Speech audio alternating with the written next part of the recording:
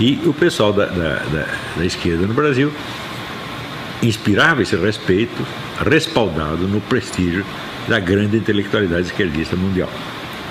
E eu percebi que era só você derrubar esses ídolos e acontecia que as pessoas perdiam a sua autoconfiança, ficavam com medo, assim como uma criança que se perde do pai no meio da rua.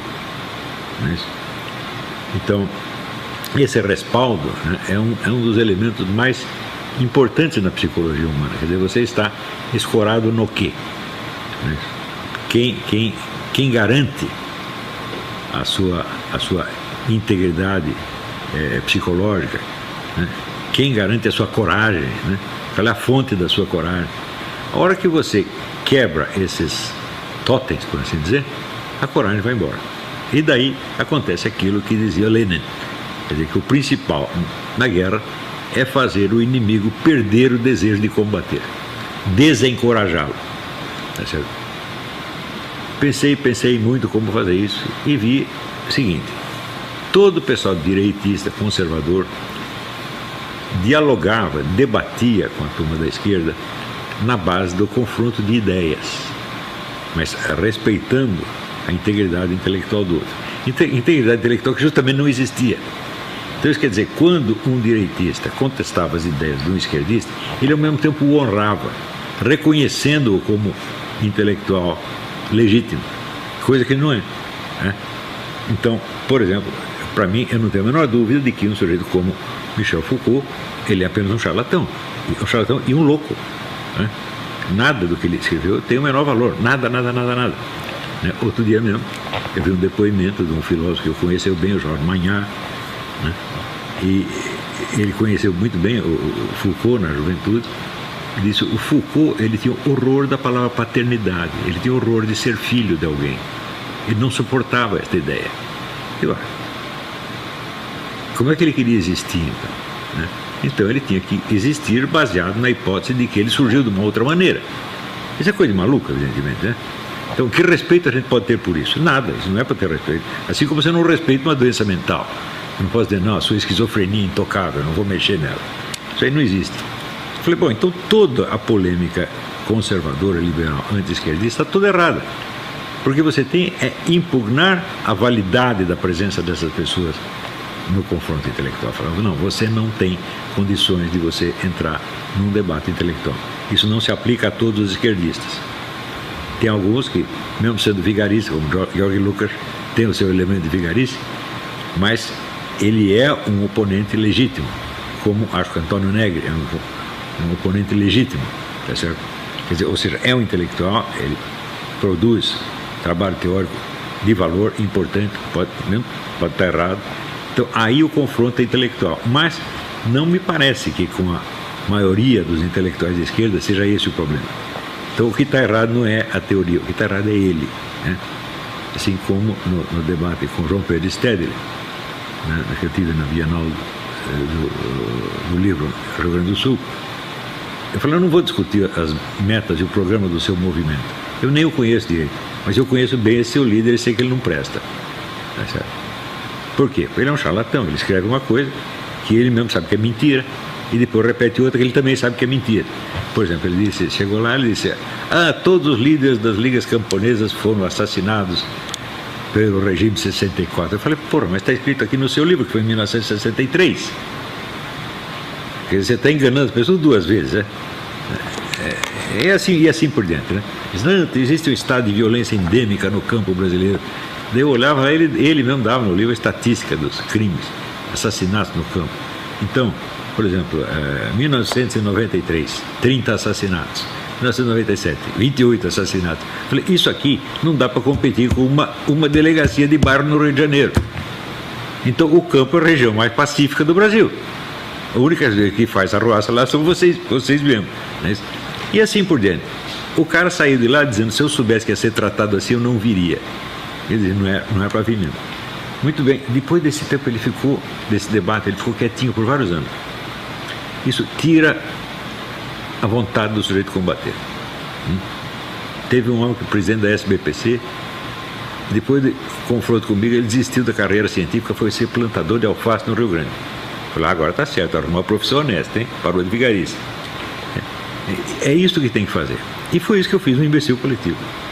Então, você tem que escrever dos casos num tom, assim, ferozmente realista, dizer a coisa como é mesmo, e sem respeito pela pessoa. Olha, o respeito se conquista. O respeito não é, como é que se diz, um direito inalienável, que você nasce com isso. Quer dizer, só porque o sujeito nasceu, ele tem que ser respeitado como intelectual. Fala, faz favor. Né? E a coisa funcionou. A partir eles não tiveram a coragem de reagir intelectualmente à coisa, porque aquilo os tocava psicologicamente, não só intelectualmente.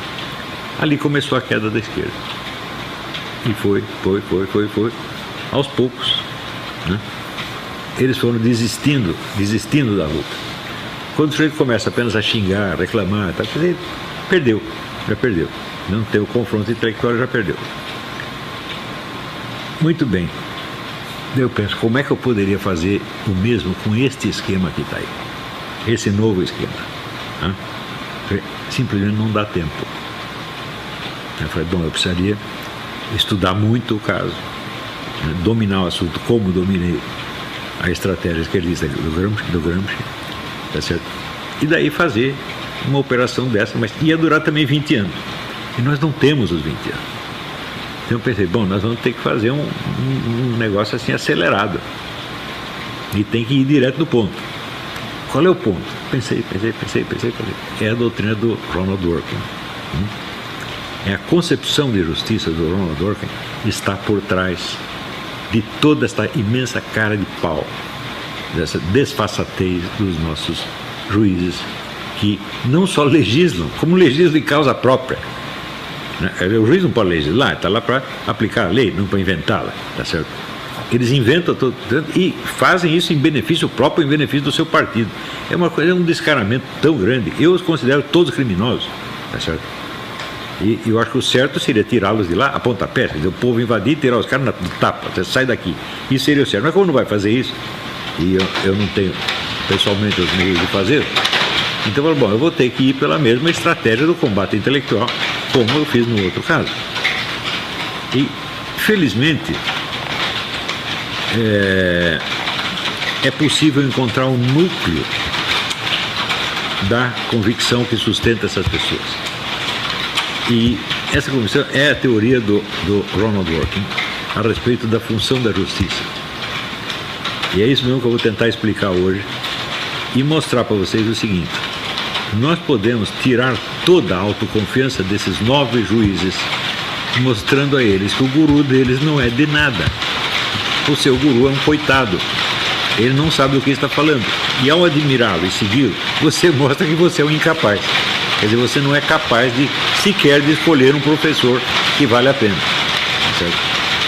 Então, o desprezo que eu sinto pelo Ronald Dworkin assim, é ilimitado.